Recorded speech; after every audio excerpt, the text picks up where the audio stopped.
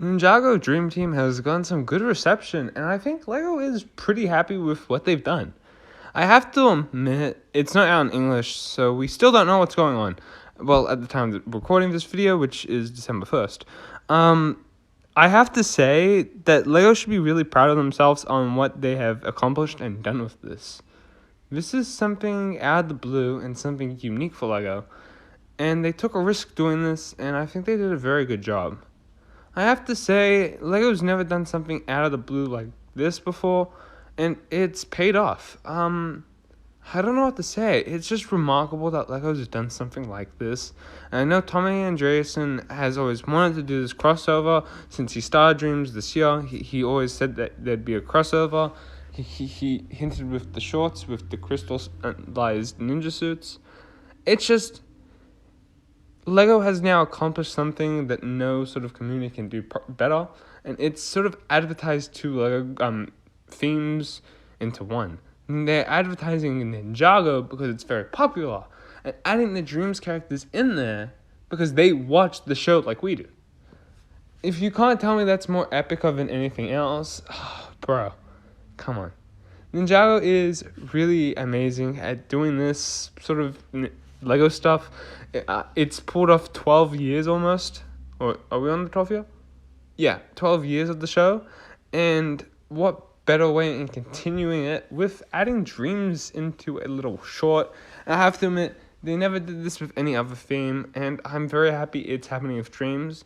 The thing I'm very appreciate is I wouldn't want to see a Monkey Kid crossover with Ninjago, because only reason being is Monkey Kid is based on like actual books, and I think LEGO got to I don't know the full backstory, but LEGO's now able to do sets and stories based on these characters, and I have to say that's very good for LEGO to doing that something, and I think that should stay as its one thing. I think even in this short crossover, they do mention Monkey Kid, and Monkey Kid or King, whatever it's called, sorry.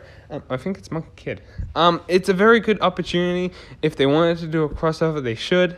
Animation's obviously different, but what the heck. Ninjago is doing pretty amazing. These two new themes, Monkey Kid, that got released in 2020, 2020, is doing really well. Dreams is doing excellent. So I don't see the problem here. I would like to see Dreams at least go for 3 or 4 years. I wouldn't want it actually to be canceled. It is got a pretty good story, and Tommy Andreasen knows how to write good stories. Hopefully they can release small sets, but Ninjago Dreams crossover was amazing. Thank you guys for watching. Peace. Hey guys, Northwestern Studios here, and today we're just going to talk about the Dream Team, the Dreams, and Ninjago crossover, because I think it's worth talking about now that it's in English. Now, I've made a video already discussing the Kai thing when it was out in German. I will also rediscuss that, and how I think it was actually a beautiful concept that they could have taken two ways and would have worked both ways really well. But they did it very good. I'm not going to complain about it.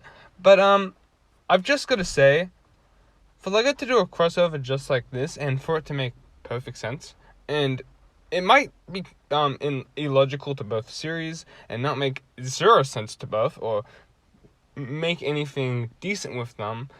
It actually, something I think it does very well is it really grows the characters out, and something that I always didn't like about the seasons after Sons of Garmadon is it's like they forgot like villains, and they really mention the Hands of Time when that I can't remember, I don't know all the Dreams characters' names, the one that can control a bit of time but can't control it 100%. She can only control it with her amulet or something. That was amazing how Lloyd's like, it's a Crux and the Time Twins. Just throwing it out there, so there is obviously some logic that the ninja know the Time Twins are gonna come back. So number one, amazing to note that. Number two, I just like seeing all the characters again, and I think Jay posed some really deep questions, and I'll let them get answered. But this might be the first of many crossovers. I do want to say, though, they handle this remarkably well. They mention every single LEGO theme. and they mention every season of Ninjago in some sort of capacity. I don't think Tournament of Elements or the first maybe 4 or 5 seasons I mentioned much. No, first 4 they do mention the Titanium Ninja, Zane, because she was titanium, the Titanium Ninja. But I have to admit, I'm a big fan of the Dreams segment. The Kai with the wind power, decent. I will discuss that in another video today. The Spinjitzu was different. Obviously this is a dream fantasy, so it's what you dream up. And I honestly think for a dream sequence, so if you were dreaming about Ninjago, this is probably what I would have dreamt about as a kid. So I've got to say, they nailed it. And I couldn't be any more speechless about it or proud that we got this. So sorry if this is me rambling about it, but like, for a crossover, LEGO's never done something at this extent before. It's very amazing, and if they do it sort of in a Dragon's Rising era sort of feel, I think they would nail it. I think they'll nail every aspect of a crossover. I think they can do it. I think they can do any crossover they want, LEGO, if they just nail it like they did here, and get writers to be passionate. Because I know Tommy Andreasen is passionate about these 2 stories, Ninjago and Dreams, and just nailing it on the coffin is perfect how they did it. Thank you guys for watching. Thank you guys for actually listening to about my thoughts about this Dreams, the Dream Team. Thank you guys for watching. Peace. Cole. In this new Ninjago Dreams segment, crossover, whatever you want to call it, Cole was handled beautifully. And something actually interesting to note about these kids, I think they find Cole to be the leader. Here's why. Now, to be escorted to the main entrance of the battle, they take Kai, obviously because Kai has the wind power, so we need to focus on that guy.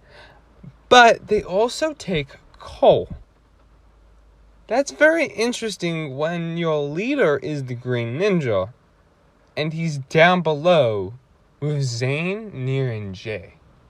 Usually that wouldn't be the case, and I find that extremely weird. But Cole, I think he is to everyone in the Dreams world the leader. The reason why I state this is because the girl that controls time, to me, I think she's usually she's sort of the one that's optimistic, riding solo, sort of character. But she tells Cole to hop on first. No other ninja gets escorted and says, come with us. But Cole is the first one. So obviously they recognize Cole to be the leader.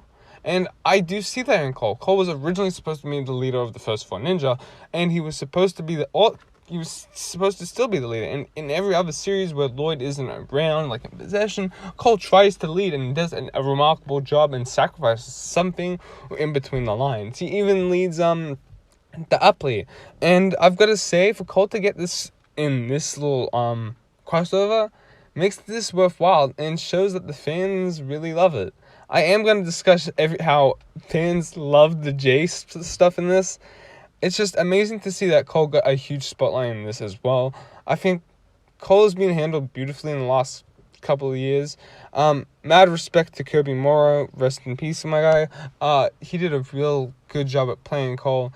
And the new voice actor, I forgot his name, sorry, is doing a really good job at taking the legacy of Kirby Morrow and bringing the light to Cole. I have to say Cole's doing really well in the show, and he's been doing really well since 2020 with his Spotlight season, and I think Prime Empire helped it too, being there with Jay. And I just really think that after the redesigns, Cole's character has just gotten better. Thank you guys for watching. Peace out. In the Ninjago Dreams crossover, Jay had a lot of focus and a lot of questions, especially when he was on that bunny rabbit getting sick. I have to admit, Jay throughout it really made up for what he wasn't in Dragon's Rising, and just hearing his voice again, pure gold.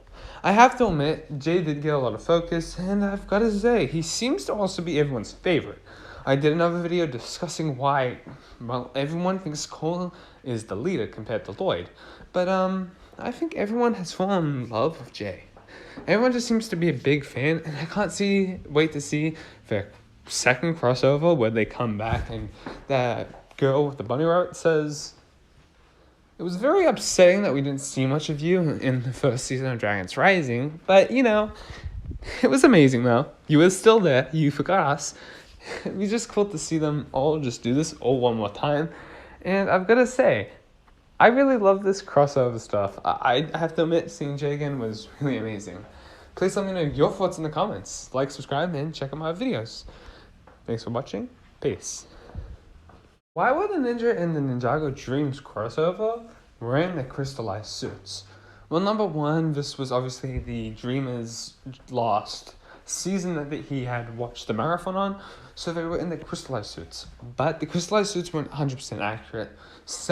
Nia's Samurai X suit obviously didn't have the right gold. Nia had the golden samurai piece when it was supposed to be in black, the helmet. The all of the ninja, instead of having the black gloves on, they had all yellow gloves. And most likely the reason why they kept the crystallized suits, especially the gold ones, is we only saw a bit of them in action in crystallized. So yeah, and plus Tommy Andreassen's last season was with crystallized, so it makes sense. There was a lot of references, and I really enjoyed it. Please let me know if you want to see a video where I talk about everything that was mentioned in the video episode. Thank you guys for watching. Peace. So, first of all, sorry about the rain in the background. I'm recording in a small little area, and if you're hearing the rain, I'm sorry. But I want to talk about Kai's wind power in Ninjago Dreams and how they nailed it. Now, Kai has the power of fire, but for some sort of capacity for the environment, the kid who dreamt up Ninjago was fine with the rest of the ninja to have their powers, except Nia. He was too stubborn to say Nia doesn't have her powers. How rude. Kai has the power of wind, because economically, fire is bad. Yes, fire is bad, but the elements is amazing. Now, what do they do very good with this is Kai basically suggests that it can be like no, the other guy that Vincent Tongue plays suggests that basically now Kai is full of hot wind, or basically farts. And that doesn't make Kai very happy. This is basically going to be a Kai talk and Vincent Tongue talk. They nail Kai, and the other character that he plays in Dreams, they nail it perfectly. It's like these two are arguing throughout it, and I've got to say, if you remember in Dragons Rising when Kai is telling Wildfire a bit about what happened after Nia's departure in Seabound, how Master Wu got them all to meditate, you can really see this character in Kai. And I think Tommy Andreassen must have had some idea that they did want to do something with Kai and Crystallized and have him more calmer, because losing a sister is deep. Now, they nail it. I'm actually excited that they did something like this. Kai just seems to be less of a hothead in this. He seems to be more happy and more, okay, let's deal with the situation. I don't have my firepower. What do I do? He's taking it in, he's breathing, he's acknowledging what else can I do here. He gets him and Lloyd to help the civilians. Very perfect way for Kai's character. The wind power, on the other hand, is used in very different ways. And I've got to say, I was thinking about this before while I was watching it. Realistically, all the ninja can control wind at some sort of capacity, because remember in Season 1 when Jay just used these nunchucks? He is spinning wind. Kai was just can use his wind. He's done it before in plenty of other seasons, just doing a fire extinguish. So obviously there's ways that each ninja can obviously control wind because it is something in the air. So they can every ninja could obviously control something in the atmosphere. If it's not making a water tornado or something like that, they can sort of wind it up. I just think that would have been a cool concept to address here, but I can get it. It must sound confusing to everyone listening to me right now. But even when Kai was trying to do Spinjitzu, he couldn't do it properly because it's wind. So it's something that we've probably got to address. Maybe even new characters such as Sora and not Wildfire more or less, but Sora and Euphrasia and Geo might not be able to do Spinjitzu like the rest of the ninja. Let me know your thoughts about this new, basically everything to do with Kai in the Dream segment, in Dream Team. Thank you guys for watching. Peace.